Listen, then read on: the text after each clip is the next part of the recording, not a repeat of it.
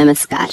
तो आज हम भारतीय संविधान के एक ऐसे हिस्से की पड़ताल करने जा रहे हैं जो अक्सर बहुत शुष्क और तकनीकी लगता है, लेकिन असल में ये भारतीय गणतंत्र की पूरी कार्यप्रणाली का एक तरह से खाका है।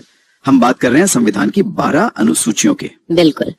जब हम संविधान के बारे में सोचते हैं तो हमारा ध्यान अक्सर अनुच्छेदों पर या फिर मौलिक अधिकारों पर चला जाता है। हाँ, सही है। लेकिन ये जो अनुसूचियां हैं, जो संविधान के अंत में एक परिशिष्ट की तरह हैं, असल में वो इंजन रूम है जहां देश को चलाने के नियम, सूचियां और प्रक्रियाएं, हाँ, उन सब का ब्यौरा है।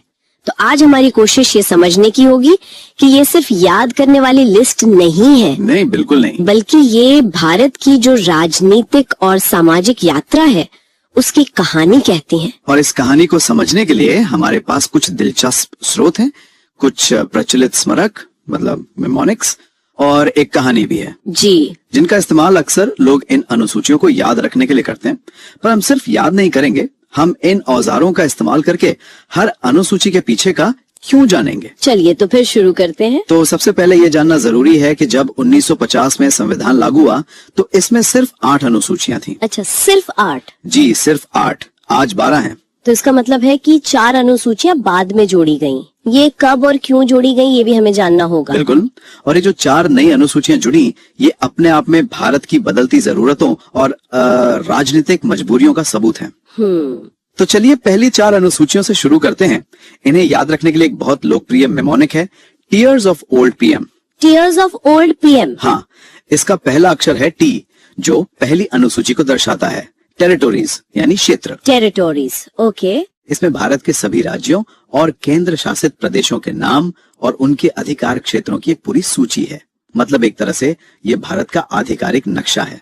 और ये तो बदलता भी रहता है ना, जैसे जब भी कोई नया राज्य बनता है, जैसे तेलंगाना बना था। बिल्कुल। या फिर जम्मू और कश्मीर का दर्जा बदला तो इसी पहली अनुसूची में संशोधन होता होगा। एकदम सही, ये एक जीवित दस्तावेज है। अब टीयर्स में अगला अक्षर है ई, यानी एमोल्यूमेंट्स। एमोल्यूमेंट्स, वेतन और भत्ते। हाँ, वेतन और भत्ते। दूसरी अनुसूची में देश के कुछ सबसे बड़े संवैधानिक पद जैसे राष्ट्रपति, राज्यपाल, लोकसभा और राज्यसभा के अध्यक्ष, सुप्रीम कोर्ट और हाई कोर्ट के न्यायाधीशों और सीएजी के वेतन और विशेषाधिकारों का जिक्र है। और ये इसलिए ताकि इन पदों की गरिमा और स्वतंत्रता बनी रहे। बिल्कुल। और इसके ठीक बाद आता है ए, यानी एफर्मेशंस एंड ओथ्स। शपथ। जी, शपथ और प्रतिज्ञान।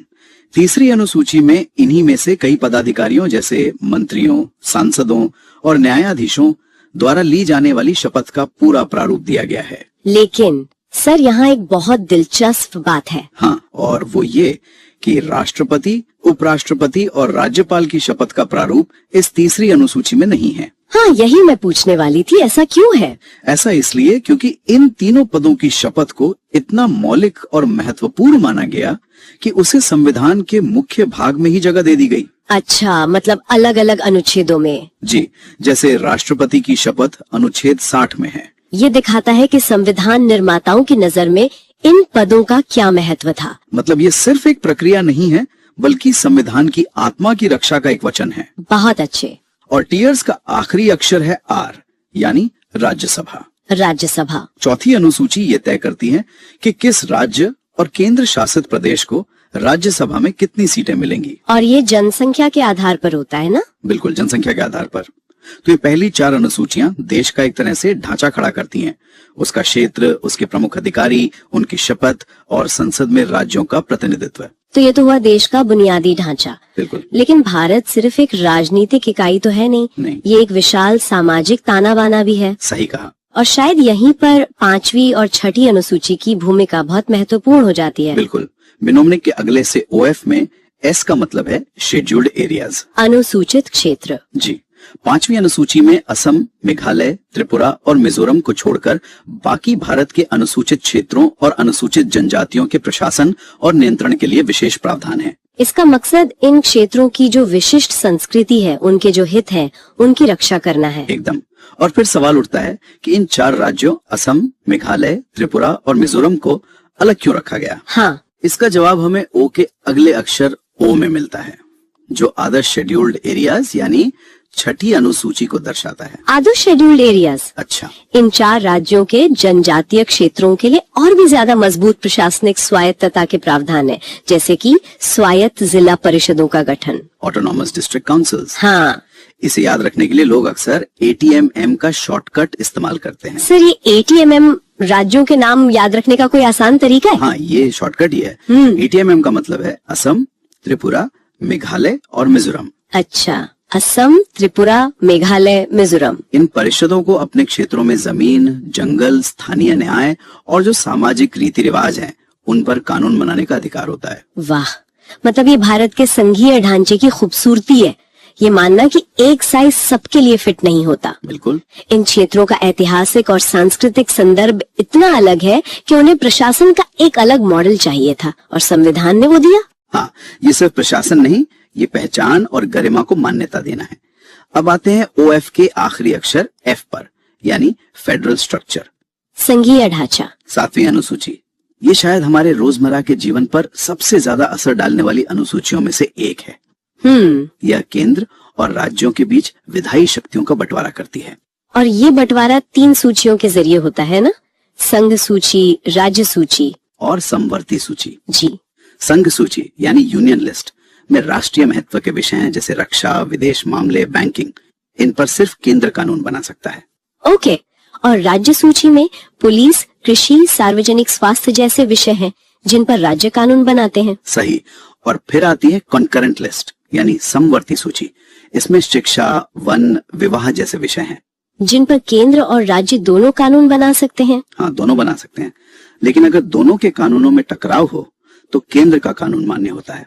इस सूची का विकास भी बहुत दिलचस्प है। जैसे शिक्षा को मूल रूप से तो राज्य सूची में रखा गया था। हाँ, बिल्कुल। पर 1976 में 42वें संशोधन के जरिए इसे समवर्ती सूची में डाल दिया गया। सही कहा। इसके पीछे सोच ये थी कि शिक्षा पर एक राष्ट्रीय नीति की जरूरत है, जिसमें केंद्र भी अपनी भूमिका निभा सके। बहुत सही। अब हम अपनी mnemonic tears of old PM के दूसरे हिस्से पर आते हैं, ओल्ड पीएम। ओल्ड पीएम, यहाँ ओ का मतलब है ऑफिशियल लैंग्वेजेस, आधिकारिक भाषाएं। 8वीं अनुसूची, जिसमें संविधान द्वारा मान्यता प्राप्त 22 भाषाओं की सूची है। और ये भी एक बढ़ती हुई सूची है। मूल रूप से तो इसमें सिर्फ 14 भाषाएं थी। जी। फिर समय के साथ सिंधी, कोंकणी, मणिपुरी, नेपाली। हाँ, कोंकणी, मणिपुरी, नेपाली के लिए एक ट्रिक भी है, नमक। बिल्कुल, नमक। और फिर बाद में बोडो, डोगरी, मैथिली और संथाली जैसी भाषाओं को जोड़ा गया। और यहाँ भी एक रोचक तथ्य है ना, कि अंग्रेजी इन 22 भाषाओं की सूची में शामिल नहीं है। बिल्कुल, अंग्रेजी इसमें नहीं है। अब हम उन 4 अनुसूचियों पर आते हैं जो संविधान में बाद में जोड़ी गई। और यहीं से भारत के बड़े राजनीतिक और सामाजिक बदलावों की कहानी शुरू होती है। हाँ, ओल्ड पीएम में L का मतलब है लैंड रिफॉर्म्स, भूमि सुधार। 9वीं अनुसूची। और ये अनुसूची पहले ही संविधान संशोधन 1951 में जोड़ दी गई थी। इसका मकसद था भूमि सुधार और जमींदारी उन्मूलन से जुड़े कानूनों को अदालत में चुनौती दिए जाने से बचाना। तो सरकार ने एक तरह से एक संवैधानिक सुरक्षा बॉक्स बना दिया। हाँ, बिल्कुल, यही शब्द है, सुरक्षा बॉक्स। 9वीं अनुसूची में डाले गए किसी भी कानून को इस आधार पर अमान्य नहीं किया जा सकता था कि वो मौलिक अधिकारों का उल्लंघन करता है। हालांकि बाद में सुप्रीम कोर्ट ने इसमें कुछ बदलाव किए थे। उन्होंने स्पष्ट किया कि 24 अप्रैल 1973 के बाद इस अनुसूची में डाले गए कानूनों का न्यायिक समीक्षा हो सकती है। अच्छा। इसके बाद आता है D यानी डिफेक्शन, दल बदल। दल बदल विरोधी कानून, 10वीं अनुसूची। ये 1985 में 52वें संशोधन से आई। हाँ। और इसके पीछे का संदर्भ बड़ा नाटकीय था। 70 और 80 का दशक आया राम गया राम के मुहावरे के लिए कुख्यात था। जी। जहां विधायक और सांसद अपनी व्यक्तिगत महत्वाकांक्षाओं के लिए रातों रात पार्टियां बदल लेते थे, सरकारें अस्थिर हो जाती थीं। ये कानून इसी राजनीतिक अस्थिरता को रोकने के लिए लाया गया था। सर, मतलब अनुसूची 9 पहले संशोधन से और अनुसूची 10 52वें संशोधन से आई। ये संशोधन वर्ष के साथ याद रखने होंगे। हाँ, ये बहुत महत्वपूर्ण है। अब हम अपनी यात्रा के अंतिम पड़ाव पर हैं। ओल्ड पीएम के आखिरी 2 अक्षर P और M। और ये भारतीय लोकतंत्र में एक क्रांतिकारी बदलाव का प्रतीक है। बिल्कुल। P का मतलब है पंचायत्स, पंचायतें। 11वीं अनुसूची। इसे 1992 में 73वें संशोधन के जरिए जोड़ा गया था। जी। इस अनुसूची ने पंचायतों को संवैधानिक दर्जा दिया और उन्हें 29 विषयों पर काम करने की शक्तियां और जिम्मेदारियां सौंपी। जैसे कृषि, ग्रामीण विकास, पीने का पानी, सड़कें। ठीक इसी के साथ 74 संशोधन के जरिए 12वीं अनुसूची जोड़ी गई, जिसे एम यानी म्युनिसिपैलिटीज या नगर पालिकाएं दर्शाता है। हाँ, इसने शहरी स्थानीय निकायों को शक्तियां दी, जिनके पास शहरी योजना, सार्वजनिक स्वास्थ्य जैसे 18 विषय हैं। ये दोनों अनुसूचियां तो सत्ता के विकेंद्रीकरण की दिशा में एक ऐतिहासिक कदम थी। बिल्कुल, विचार ये था कि लोकतंत्र को दिल्ली और राज्यों की राजधानियों से निकालकर गांवों और शहरों तक पहुंचाया जाए, ताकि लोग अपने स्थानीय मुद्दों पर खुद फैसले ले सकें। एकदम सही। तो अगर हम देखें तो इन 12 अनुसूचियों की यात्रा ही भारत की कहानी है। वाह सर, ये तो बहुत ही सरल है। और इसे याद रखने का एक और तरीका है, एक कहानी। कहानी? हाँ, एक कहानी। कहानी कुछ इस तरह है। एक एसपी ने शपथ लेकर राज्यसभा के प्रतिनिधियों के साथ अनुसूचित क्षेत्र 5 का दौरा किया। अच्छा, एसपी की शपथ। वहां उन्होंने जनजाति की शक्ति और भाषा को देखा और संपत्ति पर कब्जा करके दल बदल करने का विचार भूल गए। दिलचस्प है। अंत में उन्होंने पंचायत और नगर पालिका का काम देखा, जो 11 और 12 नंबर पे थे। वाह, ये तो पूरी कहानी में सब कुछ क्रम से आ गया। हाँ, एस से स्टेट अनुसूची 1, पी से पैसा यानी वेतन अनुसूची 2, फिर शपथ हो गई अनुसूची 3, राज्यसभा अनुसूची 4 और अनुसूचित क्षेत्र 5 मतलब अनुसूची 5। बिल्कुल, फिर कहानी आगे बढ़ती है। जनजाति यानी 6ठी अनुसूची, शक्ति का बंटवारा 7वीं अनुसूची, भाषा 8वीं, संपत्ति पर कब्जा यानी भूमि सुधार 9वीं और दल बदल 10वीं अनुसूची। कहानी के साथ सब कुछ क्रम से याद हो गया। और अंत में पंचायत 11वीं और नगर पालिका 12वीं। मुझे लगता है कि अलग अलग लोगों के लिए अलग अलग तरीके काम करते हैं। टीयर्स ऑफ ओल्ड पीएम विश्लेषणात्मक दिमाग वालों के लिए है, और ये कहानी उन लोगों के लिए है जो कथाओं से सीखते हैं। लेकिन दोनों का मकसद एक ही है, संविधान के इस जटिल हिस्से को समझना। तो हमने देखा कि ये अनुसूचियां सिर्फ सूचियां नहीं है, ये संविधान का वो हिस्सा है जो शासन को जमीनी हकीकत से जोड़ता है। सही कहा, ये हमारे संविधान का एक व्यवहारिक खाका है। और शायद अगली बार जब कोई नई अनुसूची जोड़ने की बात हो तो वह हमारे समय की किसी बड़ी चुनौती का समाधान करने के लिए होगी। ये एक बहुत ही विचारोत्तेजक बात है। मूल संविधान में 8 अनुसूचियां थी, अब 12 हैं। भविष्य की कौन सी बड़ी चुनौती, जैसे कि जलवायु परिवर्तन, डेटा गोपनीयता या डिजिटल अधिकार, हाँ डिजिटल अधिकार, इतनी महत्वपूर्ण हो सकती है कि उसे अपनी एक अलग 13वीं अनुसूची की जरूरत पड़े। यह सवाल हमें सोचने पर मजबूर करता है कि हमारा संविधान भविष्य के लिए कितना तैयार है। इसी विचार के साथ आज की ये गहरी पड़ताल यहीं समाप्त होती है।